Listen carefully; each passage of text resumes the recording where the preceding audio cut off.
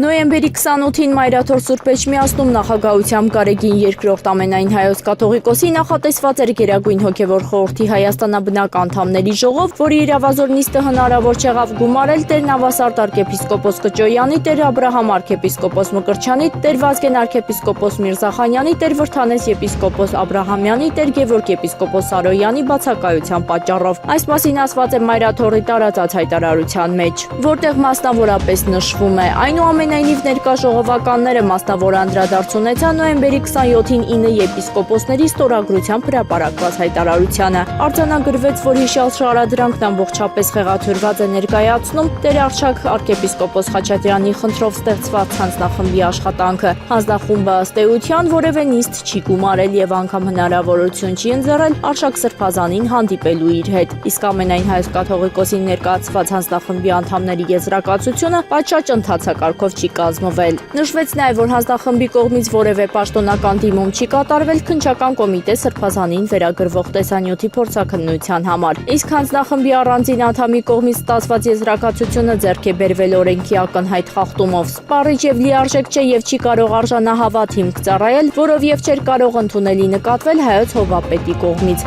Այսուակնհայտ է, որ հայտարարության մեջ ամենայն հայոց կաթողիկոսի հասցեին հնչեցվող մեղադրանքները բացարձակապես անհիմն են եւ շինծու։ Սրբազանի անձի թիրախավորումը ու կանխակալ կարծիքների ձևավորումը անթույլատրելի, դատապարտելի եւ անընդունելի համարելով, որտեղ գրված սույն կեցվածքը ժողովականները խիստ հրամայական նկատեցին, որ եկեղեցականները կվերադառնան կանոնական դաշտ, իրենց մտահոգություններն արծարծելով եկեղեցու բարձրագույն ժողովական մարմիններում եւ չխաթարեն եկեղեցու միաբանությանը։ Հայաստանի Հանրապետության էկոնոմիկայի նախարար Գևորգ Պապոյանը նոյեմբերի 28-ին Թուրքիայի Հանրապետության Ստամբուլ քաղաքում մասնակցել է զրոյական թափոններ համաշխարհային համաժողովի բացման արարողությանը։ Այս մասին հայտնել են Հայաստանի էկոնոմիկայի նախարարությունից։ Համաժողովը միավորել էր գյուղատնտեսության ոլորտը համակարգող շուրջ 2 տասնյակ նախարարների, ինչպես նաև այլ բարձրաստիճան պաշտոնյաների եւ քաղաքականություն մշակողների, նպատակ ունենալով խթանել զրոյական թափոնների գաղափարը համաշխարհային մակարդակով։ Միջոցառման ընթացքում Գևորգ Պապոյանը զրույցներ է ունեցել Թուրքիայի, Իրանի, Ադրբեջանի, Մոլդովայի եւ Իրաքի գյուղատնտեսության նախարարների հետ։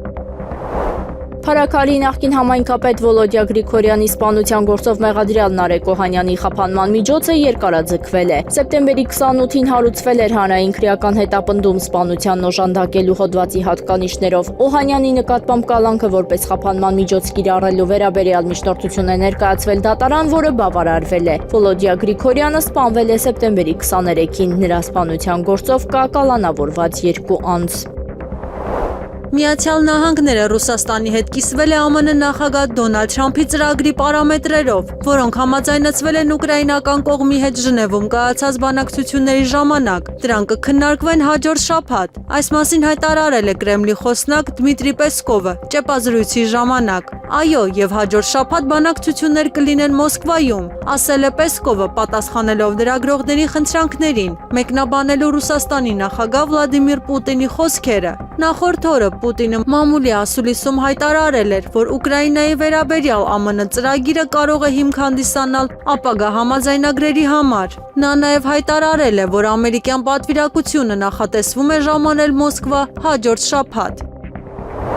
Հյուսիսատլանտյան դաշինքը շուտով կմահանա քայքայման եւ թուլացման երկարատև գործընթացի պատճառով։ Նման կանխատեսում է արել նորվեգական պարբերականը։ Սա տհաճ ճշմարտություն է, որի մասին նորվեգական հանրության մեջ քչերն են համարձակվում բարձրաձայն արտաբերել, բայց որն այժմ պարզ է նրանց համար, ովքեր իսկապես հետևում են աշխարհաքաղաքականությանը առանց ֆիլտրի։ ՆԱՏՕ-ն չի թուլանա, ՆԱՏՕ-ն շուտով կմահանա, ընդգծվում է զեկույցում։ Նշվում է, որ դա կարող է տեղի ունենալ քաղաքական քայքայման պատճառով, որը սկսվել է Ուկրաինայից շատ առաջ։ Հոդվածի հեղինակների կարծիքով ՆԱՏՕ-ի նախկին գլխավոր քարտուղար Յենս Ստոլտենբերգի օրոք անկման հաստատումը ակնհայտ դարձավ։ Նա ուժեղացրեց ռետորաբանությունը, բայց այն չդարձրեց իրականություն։ Նա կոչ արեց միասնության, մինչդեռ Միացյալ Նահանգներն էին կայացնում բոլոր որոշումները։ Նա խոսեց խաղաղության մասին, միաժամանակ հետևողականորեն խոչընդոտելով դիվանագիտությունը, նշվում է հոդվածում։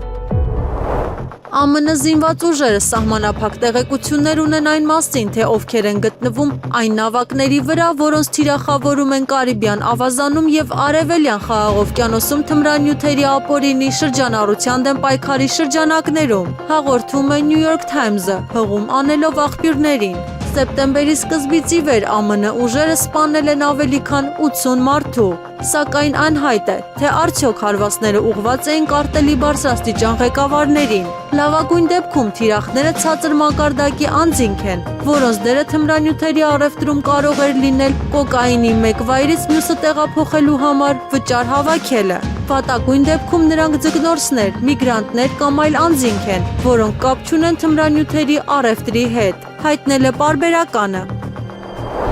Եվրոպական խորհրդի նախագահ Անտոնիո Կոստան ակնկալում է, որ Ուկրաինային վարկ տրամադրելու համար սարեցված ռուսական ակտիվները օգտագործելու վերաբերյալ որոշումը կկայացվի դեկտեմբերի 19-ին կայանալիք Եվրոպական խորհրդի հաջորդ նիստում։ Նա այս մասին հայտարարել է գերմանական Handelsblatt թերթին տված հարցազրույցում։ Նա նշել է, որ հոկտեմբերին Եվրոպական խորհուրդը բանաձև է ընդունել Ուկրաինայի 2026 եւ 2027 թվականներին ֆինանսական կարիքները հոգալու համար։ Ներկայումս աշխատանքներ են տարվում այս միջոցառումը իրականացնելու տեխնիկական լուծման վրա։ Կոստայի խոսքով աշխատանքները լավ են ընթանում։ Մենք որոշում կկայացնենք Եվրոպական խորհրդի հաջորդ նիստում դեկտեմբերի 19-ին, ասել է ԵՄ քաղաքական մարմնի ղեկավարը։ Միացյալ Նահանգները բորբոքեց Ուկրաինայում հակամարտությունը, ոչ մի արդյունքի չհասավ եւ այժմ առաջարկում է կարգավորման ծրագիր։ Այս մասին հայտարարել է Իրանի գերագույն առաջնորդ Ալաթոլլա Ալի Խամենեն, գրում է Էլ Արաբիան։ ԱՄՆ-ի ներկայիս նախագահը հայտարարել է, որ կլուծի Ուկրաինայի հակամարտությունը 3 օրում, ասել է նա։ Այդ ժամանակվանից անցել է գրեթե 1 տարի եւ այժմ ԱՄՆ-ն առաջարկում է 28 կետից բաղկացած խաղաղության ծրագիր այն երկրին, որին ներքաշել է հակամարտության մեջ, նշել է Խամենեն։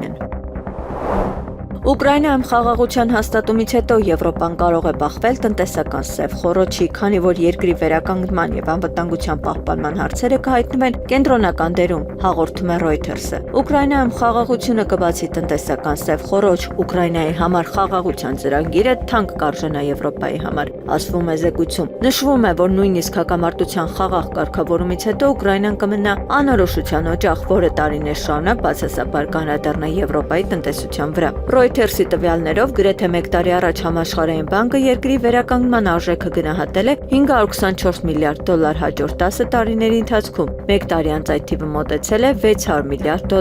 Փոխանակ Ռուսաստանը կրի այդ ծախսերի կեսը հրաժարվելով իր սառեցված ակտիվներից, Ուկրաինայի դաշնակիցները կարող են ստիպված լինել կրել բեռի մեծ մասը, նշում է գործակալությունը։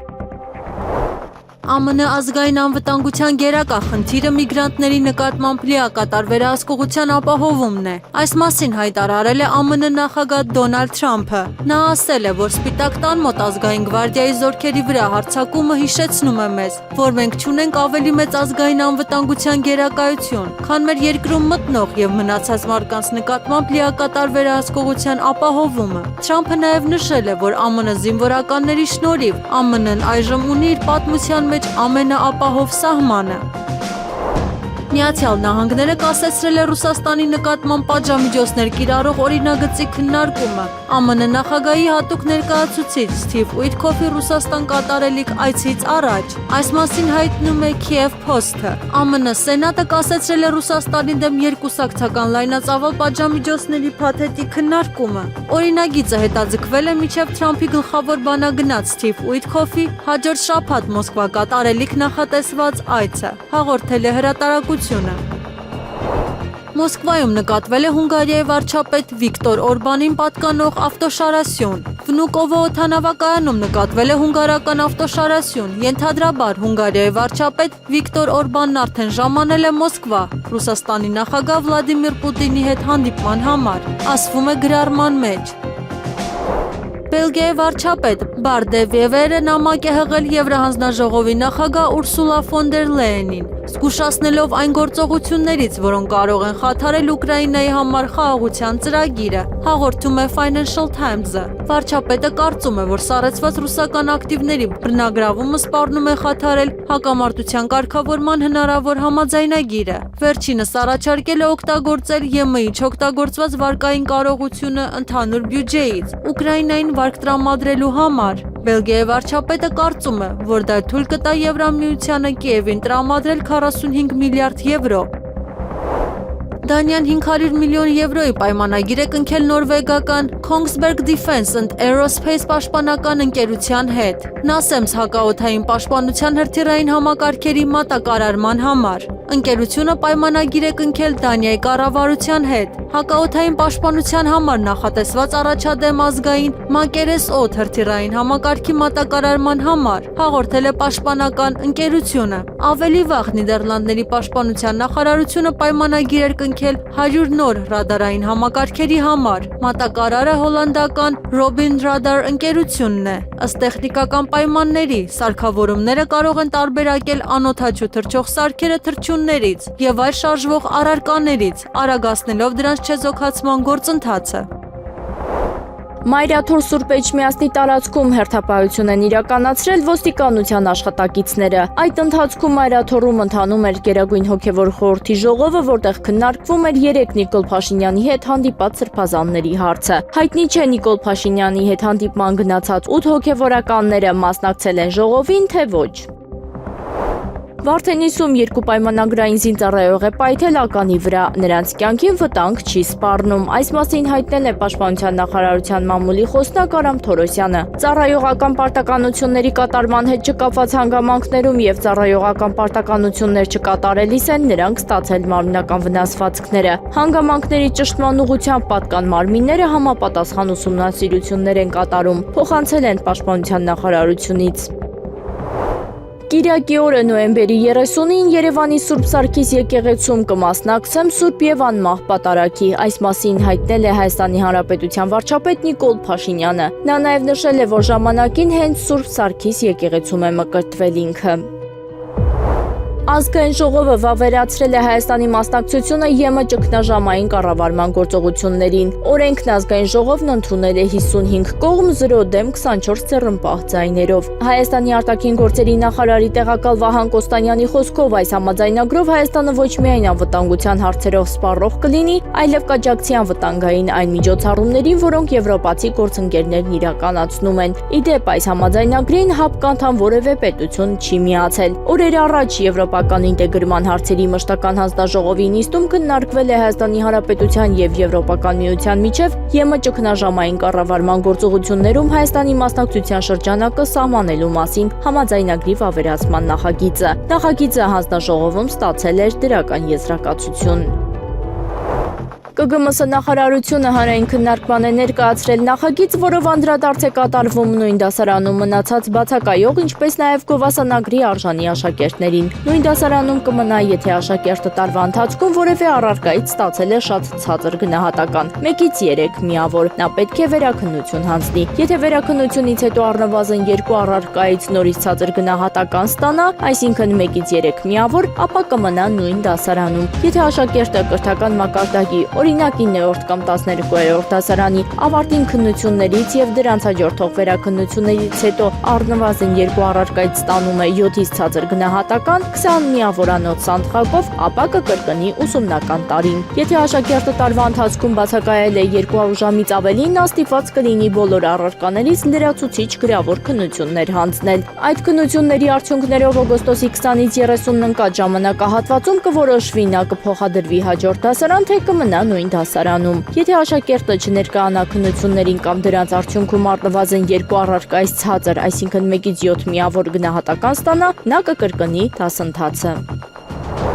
ՆԱՏՕ-ի գլխավոր քարտուղար Մարկ Ռյուտեն Ռեյկավիկ կատարած այցի ընթացքում կատարված մամուլի ասուլիսում բացահայտել է, որ չգիտի թե քանի երկիր է հիմնել ՆԱՏՕ-ն 1949 թվականին։ Իսլանդիան ՆԱՏՕ-ի հիմնադիր երկրներից մեկն է, որքան ես հիշում եմ, 1949 թվականին նրանք 10 էին, ասել է Ռյուտեն, սակայն դահլիճից նրան անմիջապես ուղղել են, որ նրանք 12-ն են։ Այո, 1949 թվականին նրանք 12-ն էին, խոսքը շտկել է Ռյուտեն, եւ Իսլանդիան ՆԱՏՕ-ի հիմնադիր 12 երկրներից մեկն էր։ Նա մնում է դաշինքի շատ կարևոր անդամ եւ կարևոր դեր է խաղում հեռավոր հյուսիսում։ Ռյուտեն կոչ է արել Իսլանդիային ավելացնել ռազմական ծախսերը եւ պատրաստվել վերին հյուսիսում Ռուսաստանի եւ Չինաստանի հետ բախման, որը արկտիկական տերություն չէ, բայց շատ ակտիվ է վերին հյուսիսում։ Հյուսիսատլանտյան դաշինքը հիմնադրվել է 1949 թվականին։ Դաշինքի հիմնական Վաշինգտոնյան պայմանագիրը կոլեկտիվ անվտանգության վերաբերյալ ստորագրվել է 1949 թվականի ապրիլի 4-ին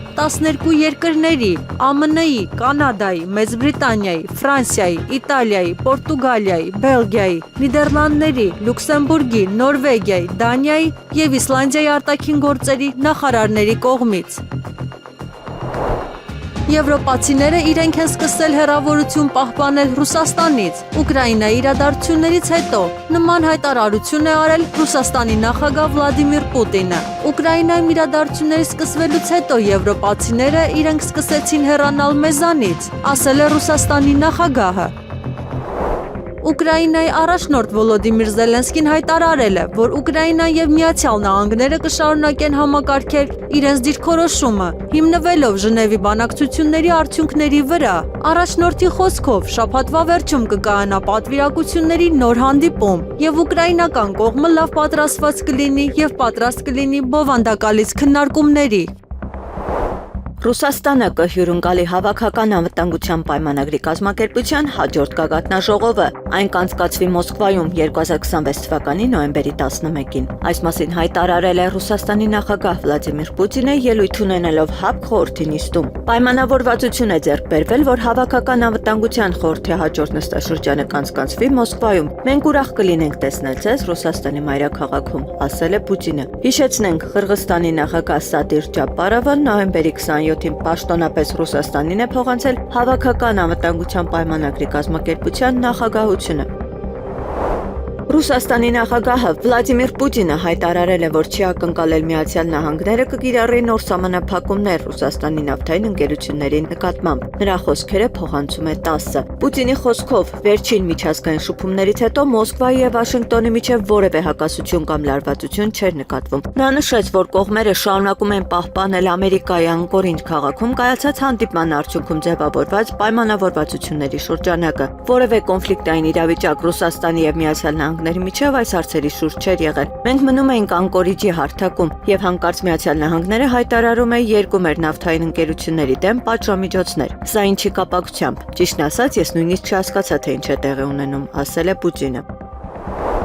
Ուկրաինան պարտվում է եւ Եվրամիությունն այլևս պատրաստ չէ ծածկել նրա ռազմական ծախսերը, հայտարարել է Սլովակիայի վարչապետ Ռոբերտ Ֆիցոն։ Ուկրաինան պարտվում է պատերազմում եւ փող չունի։ ԵՄ անդամ պետությունների զգալի մասը համոզված է, որ ֆինանսական միջոցները պետք է շարունակեն ուղղվել Ուկրաինա, չնայած վերջին կոռուպցիոն սկանդալների եւ անվստահության բարձր մակարդակը, ասել է Ֆիցոն պատասխանելով խորհրդի անդամների հարցերին։ Հանդիպումը 5 շաբթի օրը հեռարձակվել է Սլովակիայի խորհրդարանի կայքում։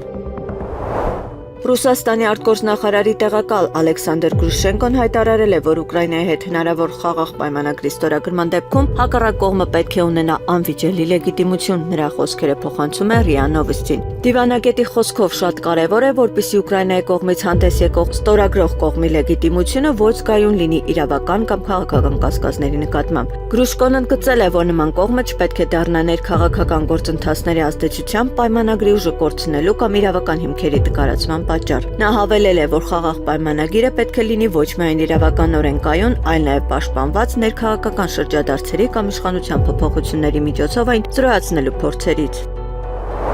Ռուսաստանի Դաշնության արտգործնախարարի տեղակալ Ալեքսանդր Գրուշկոն հայտարարել է, որ ոչ ոք չի կարող սահմանափակել Ռուսաստանի ռազմական բյուջեն։ Վերջինս այսպես է արձագանքել Եվրամիության դիվանագիտության ղեկավար Կայա Կալասի առաջարկին Ուկրաինայի կարգավորման շրջանակում սահմանափակել Ռուսաստանի պաշտպանական բյուջեն եւ բանակի թվաքանակը։ Նա կարող է հայտարարել ինչ ուզենա։ Ոչ ոք չի կարող սահմանափակել մեր ռազմական բյուջեն, ընդգծել է Գրուշկոն, մեկնաբանելով եվրոպական նախաձեռնությունը։ Ավելի վաղ դիվանագետը նշել էր, որ Մոսկվան Եվրոպային չի տեսնում բանակցությունների սեղանի շուրջ, քանի որ Եվրամիության ներկայիս դիրքորոշումը հակասում է խաղաղության հասնելու նպատակներին։ Նրա խոսքով, առանց հակամարտության առաջացման պատճառների վերացման իրական կարգավորումը հնարավոր չէ։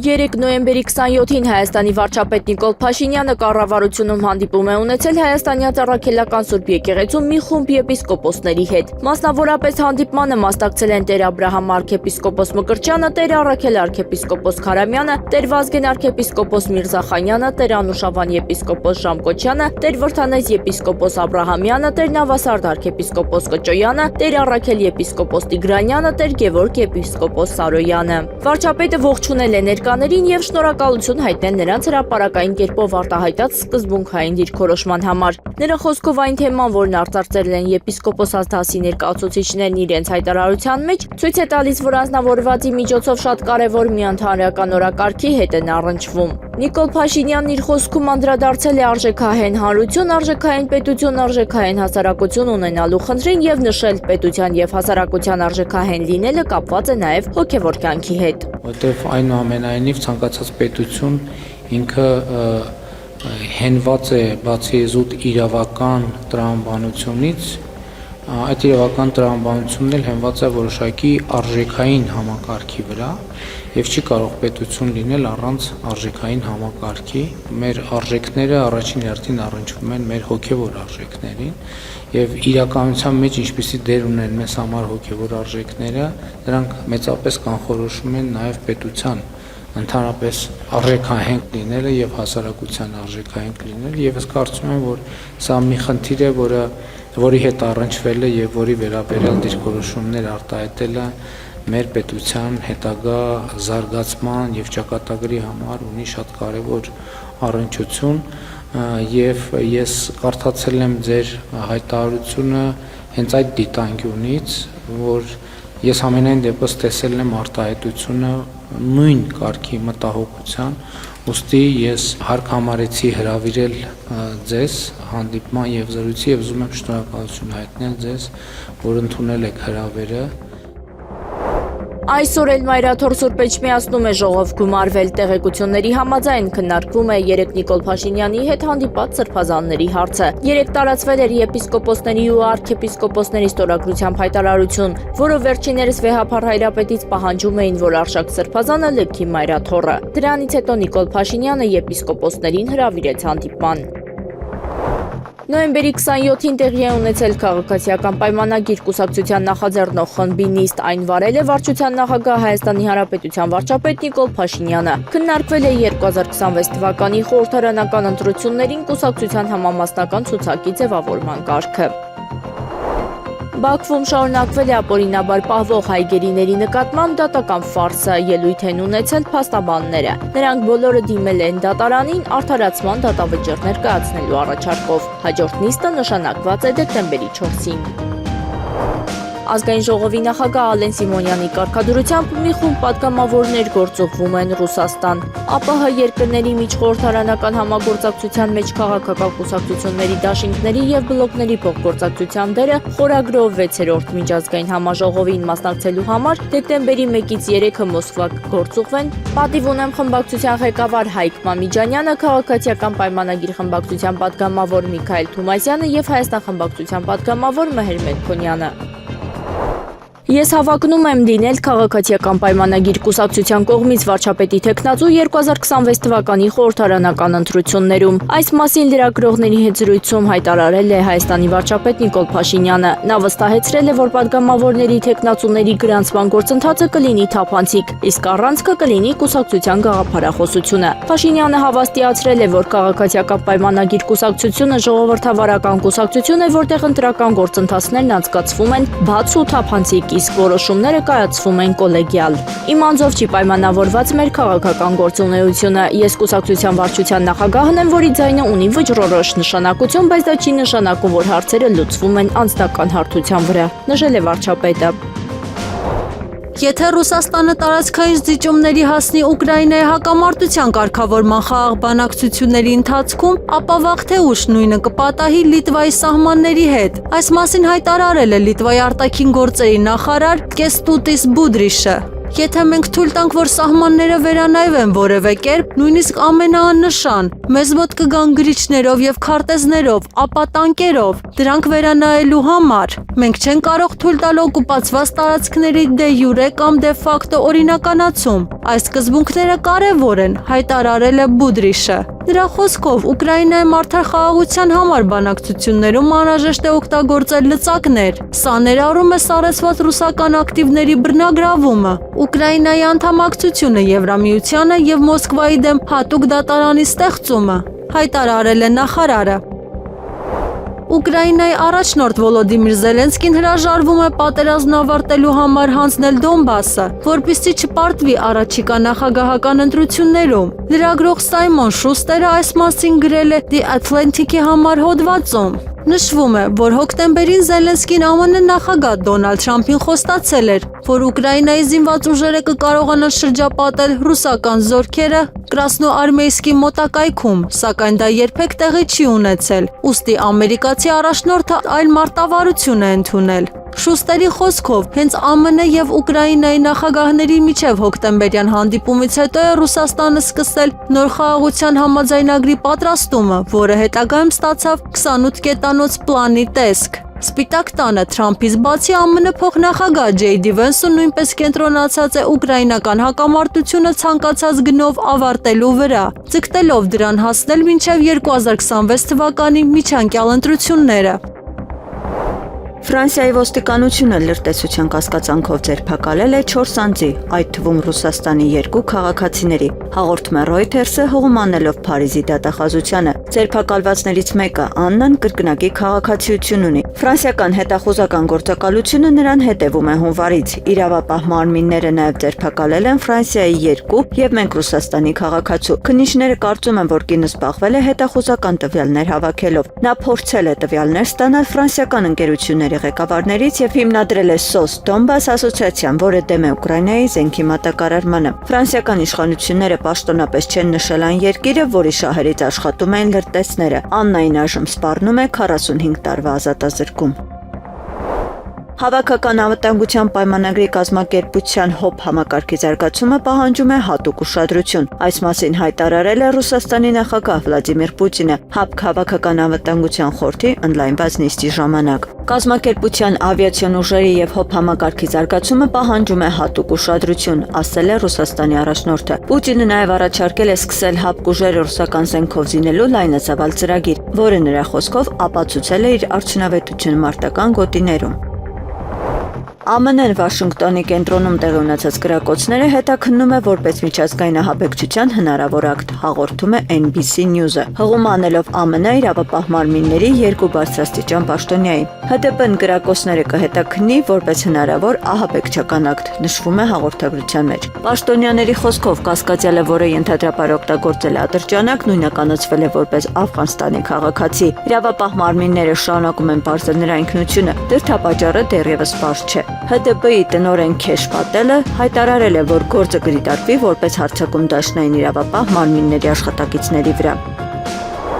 Լեռնային Ղարաբաղից բռնի տեղահանված ընտանիքների առաջին կուրս ընդունված ուսանողները 2025-ից 2026 ուսումնական տարում նույնպես կստանան ուսման վարձի փոխհատուցում։ Կառավարության նիստում հավանություն է տրվել համապատասխան որոշմանը։ Մասնավորապես փոխհատուցում կտրամադրվի 2025-ից 2026 ուստարում պետական բարձրագույն ուսումնական հաստատություններ ընդունված շուրջ 240 ուսանողի եւ արհեստագործական ու միջին մասնագիտական ուսումնական հաստատությունների առաջին կուրս ընդունված շուրջ 75 ուսանողի։ Բուհերի ուսանողներն այս որոշման շրջանակում փոխհատուցում կստանան մինչև տվյալ կրթական մակարդակի ավարտը 75% եւ ավելի կիսամյակային մոգ ապահովելու, իսկ արհեստագործական ու միջին մասնագիտական ուսումնական հաստատությունների սովորողները նախորդ կիսամյակի արդյունքում 50%-ից ոչ պակաս գերազանց եւ լավ գնահատականներ ունենալու դեպքում, ասված է Հայաստանի Հանրապետության կրթության, գիտության, մշակույթի եւ սպորտի նախարարության տարածած հաղորդագրության մեջ։ Ընդհանուր առմամբ 2025-ից 2026 ուսումնական տարում նախատեսված առաջադիմության շեմը բավարարելու պարագայում ուսման վարձի փոխհատուցում կստանա բարձրագույն եւ հետբուհական կրթական ծրագրերով սովորող շուրջ 870 ուսանող։